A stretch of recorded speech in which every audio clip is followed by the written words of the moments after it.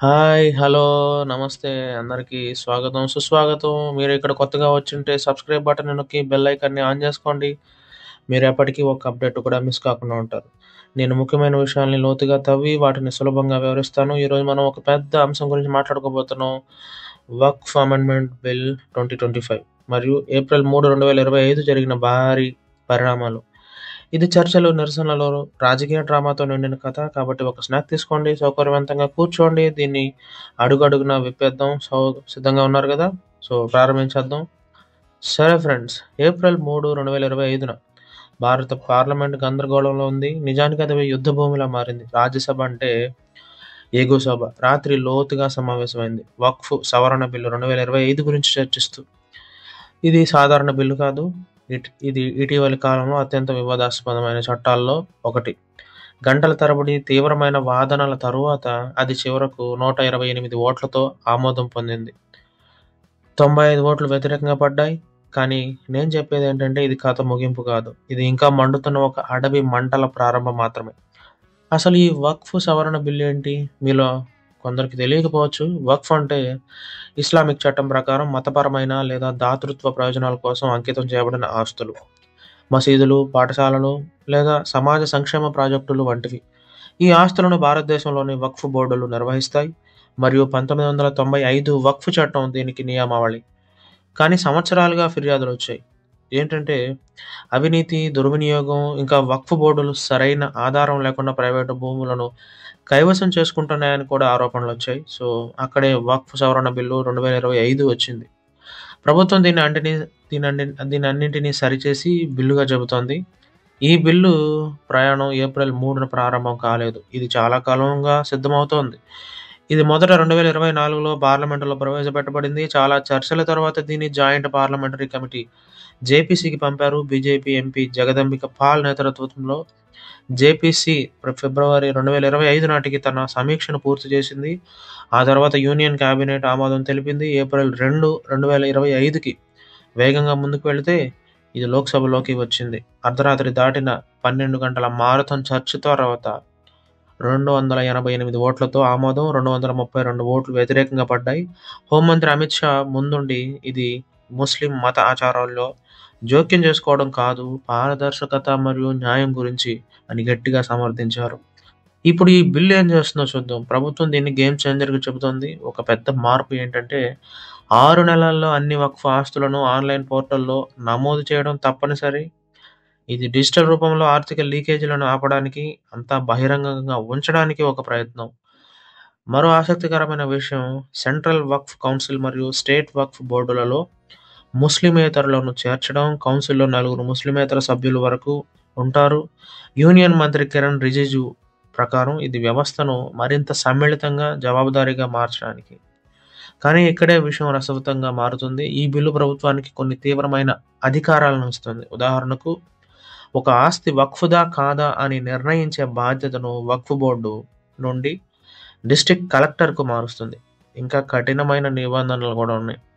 వక్ఫ్ సృష్టించే వ్యక్తి కనీసం 5 సంవత్సరాలు ఇస్లాం ఆచరించి ఉండాలి. ఇంకా ఒక షాకింగ్ విషయం, ₹1,00,000కు పైగా ఆదాయం ఉన్న వక్ఫ్ సంస్థలు రాష్ట్రం నియమించిన ఆడిటర్ల ద్వారా తప్పనిసరి ఆడిట్ చేయించుకోవాలి. ప్రభుత్వం దీన్ని అవినీతి, అసమర్థతను తగ్గించడానికి అని చెబుతోంది. కానీ అందరూ దీన్ని కొనుగోలు చేయడం లేదు. ఏప్రిల్ 3 నాటికి ఈ బిల్లు రాజ్యసభకు చేరుకున్నప్పుడు విపక్షం దీనిపై పూర్తిగా దాడి చేయడానికి సిద్ధంగా ఉంది. చర్చ మధ్యాహ్నం 1 గంటకు ప్రారంభమై ఏప్రిల్ 4 తెల్లవారుజాము వరకు 14 గంటలకు పైగా నిరంతర వాదనలు. సో, కాంగ్రెస్ ఎంపీ సయ్యద్ నసీర్ హుస్సేన్ దీన్ని తప్పుదారి పట్టించే చర్యగా పిలిచారు. సమాజాలను విభజించడానికి రూపొందించిందని అన్నారు. ఏఐఎంఐఎం చీఫ్ అసదుద్దీన్ ఓవైసీ లోక్సభలో బిల్లు కాపీని చించేసి నిరసన తెలిపారు. ఇది ముస్లిం హక్కులపై ప్రత్యక్ష దాడి అని అన్నారు. విపక్షం ఈ బిల్లు మత స్వేచ్ఛను ఉల్లంఘిస్తుందని, రాష్ట్రానికి సమాజ విషయంలో చాలా ఎక్కువ నియంత్రణ ఇస్తుందని వాదించింది.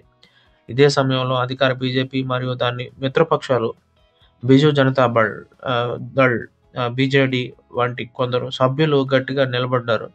హోంమంత్రి అమిత్ షా దీనిని అన్యాయం మరియు అవినీతి యుగం ముగింపు అని పిలిచారు. ఇది సమానత్వం మరియు పారదర్శకతను తెలి తె తెస్తుందని హామీ ఇచ్చారు. ప్రధాని నరేంద్ర మోడీ కూడా ట్వీట్ చేస్తూ, ఇది సామాజిక, ఆర్థిక న్యాయం మరియు సమ్మిళితతకు నీటి విభజన క్షణం అని అన్నారు. ఈ బిల్లు మహిళల వారసత్వ హక్కులను కాపాడుతుందని, వితంతువులు మరియు విడాకులు తీసుకున్న మహిళలకు ఆర్థికంగా సహాయం చేస్తుందని, సందేహాస్పదలు ఒప్పించడానికి ప్రభుత్వం హైలైట్ చేసిన అంశాలివి. కానీ ఇక్కడ కథ మలుపు తిరుగుతుంది. పార్లమెంటు బయట విధులు ఆందోళనలతో మారుమోగాయి. భారతదేశం అంతటా నిరసనలు చెలరేగాయి. అహ్మదాబాద్, కోల్కతా, చెన్నై ఎక్కడ చూసినా ముస్లిం సమూహాలు మరియు విపక్ష నాయకులు వీధుల్లోకి వచ్చారు. ఈ బిల్లు వారి రాజ్యాంగ హక్కులపై దాడి అని చెప్పారు. బెంగళూరులో ఏప్రిల్ 4న నిరసనల సమయంలో బిల్లుకు వ్యతిరేకంగా పోస్టర్లు కనిపించాయి.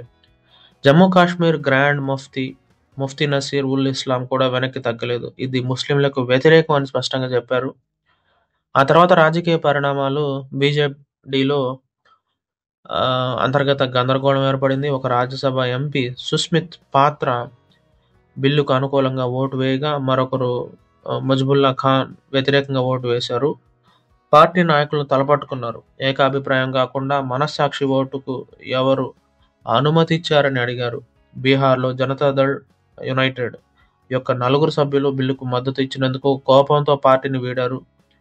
విపక్షం పార్లమెంటులో మాత్రమే కాదు, కోర్టుల్లోకి కూడా పోరాడవలసి వచ్చింది.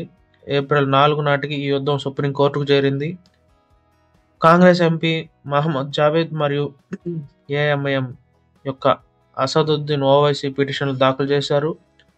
ఈ బిల్లు రాజ్యాంగంలోని ఆర్టికల్ 14 మరియు 15ను ఉల్లంఘిస్తుందని, సమానత్వం మరియు మత ఆధారంగా వివక్ష లేకపోవడం గురించినవి వాదించారు. ఓవైసీ పిటిషన్ దీన్ని పక్షపాత వివక్ష అని పిలిచారు. హిందూ దేవాలయ ఆస్తులపై ఇలాంటి రాష్ట్ర జోక్యం లేదని సూచించింది. జేపీసీలో ఉన్న జావేద్, ఇది ముస్లిం స్వయం ప్రతిపత్తిని దెబ్బతీసే ఏకపక్ష నిర్బంధం అని అన్నారు. కాంగ్రెస్ ఈ బిల్లు రాజ్యాంగబద్ధతను త్వరలో సవాల్ చేస్తామని హామీ ఇచ్చింది. మరియు నమ్మండి, ఈ చట్టపరమైన పోరాటం చూడదగినది కానుంది. ఇప్పుడు మనం ఎక్కడున్నాం? ఏప్రిల్ 4, 2025 నాటికి ఈ బిల్లు 2 సభల్లోనూ ఆమోదం పొందింది. రాష్ట్రపతి ద్రౌపది ముర్ము సంతకం కోసం వేచి ఉంది. నిరసనలు ఇంకా ఉధృతంగా సాగుతున్నాయి. రాజకీయ పార్టీలు వీడిపోతున్నాయి. సుప్రీంకోర్టు రంగంలోకి దిగబోతోంది. ప్రభుత్వం దీన్ని పారదర్శకతకు విజయంగా జరుపుకుంటుంది. కానీ విమర్శకులు ఇది సంస్కరణల రూపంలో అధికార దోపిడీ అంటున్నారు. నా అభిప్రాయం ఏంటంటే, ఇది సంక్లిష్టం. ఒకవైపు రికార్డులను డిజిటలైజ్ చేయడం, అవినీతిని ఎదుర్కోవడం గొప్పగా అనిపిస్తుంది. మరోవైపు ముస్లిమేతరులను వక్ఫ్ బోర్డులో రాష్ట్ర అధికారులు నిర్ణయాలు తీసుకోవడం ప్రజలు ఎందుకు కలత చెందుతున్నారో అర్థం చేసుకోవచ్చు.